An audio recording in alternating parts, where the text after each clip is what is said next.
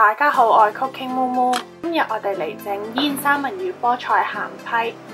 喺焗好嘅批皮上邊放啲肉、蔬菜、芝士，再倒啲蛋落去，就係法式鹹批 quiche。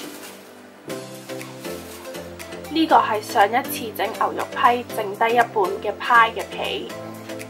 未睇點樣整批皮嘅，就記得睇返上一條片。我將個批皮放咗喺個冰櫃入邊，所以好硬，放喺室溫度回軟，令批皮變軟。要變軟之後呢，先可以硬得開嘅。落啲麵粉，避免佢黐住。目標就係硬開到3mm。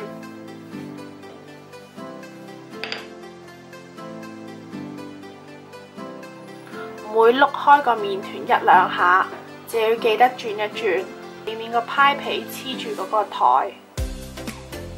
上下調轉，揼啲麵粉，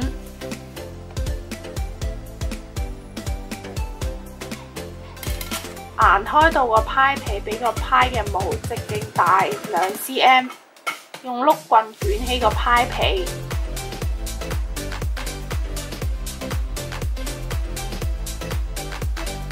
然後再放喺個模上邊，輕輕咁拎起個皮壓喺個模嘅邊上邊，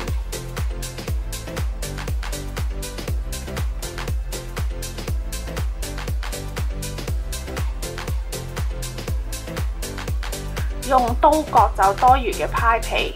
我就慣咗將個批皮整得比個邊高少少。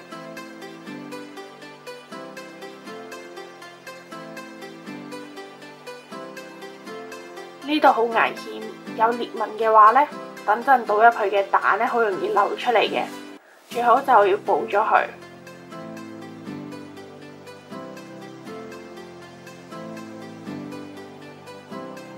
將牛油紙整搽，放喺個批皮上邊，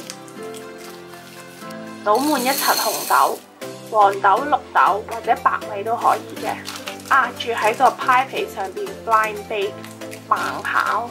Blind bake 就係唔加任何餡去焗嗰個批皮嘅，喺焗爐焗20分鐘。呢個時候你就可以準備你嘅餡啦。搣走菠菜個丁，然後洗乾淨。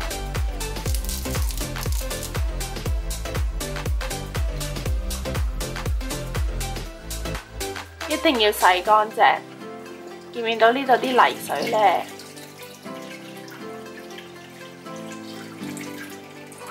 每一片都要捽乾淨，然後就飛水。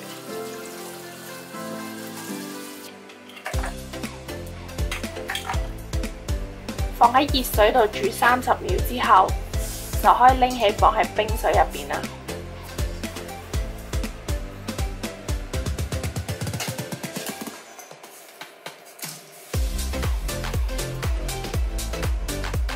用手揸乾啲水。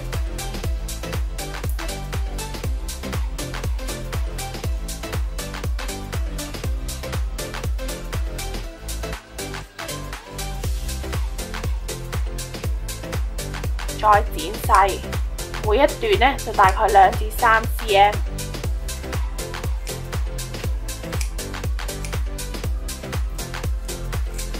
喺個碗入邊打2隻雞蛋，加啲鹽、黑胡椒，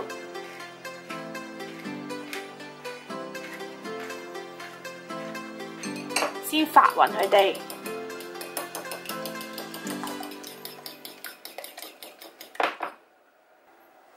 再加埋牛奶、淡忌廉撈埋一齊，唔用淡忌廉，全部用牛奶都可以。不過如果將部分嘅牛奶換做淡忌廉，奶香味就可以更加濃郁啦。講究啲可以過篩嗰啲蛋，倒返落個量杯度，方便等陣倒入個批皮入邊。返到嚟批皮。拎走啲紅豆，再焗5分鐘。擔心有裂痕會漏啲蛋出嚟，可以喺攞走啲紅豆之後，掃一層蛋黃液，再焗5分鐘。啲紅豆可以留返下一次焗派皮用嘅。鋪上啲碎嘅菠菜，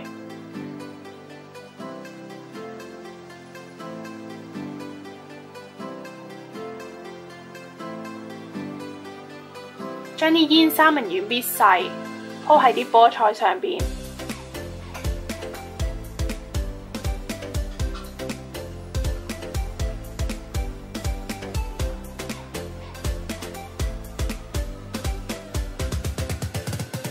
再刨啲車打芝士，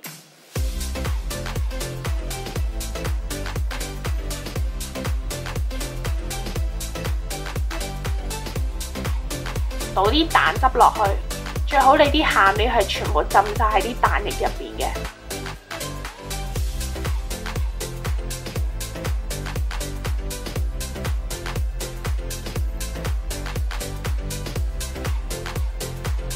怕漏嘅話，可以喺帽嘅邊圍上一啲錫紙，放返喺個焗爐入邊，同樣嘅溫度焗25至30分鐘，直到金黃色。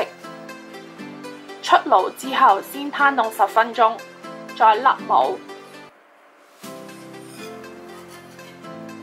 剩低嘅材料，我放咗喺啲可以入爐嘅杯入邊，焗25分鐘。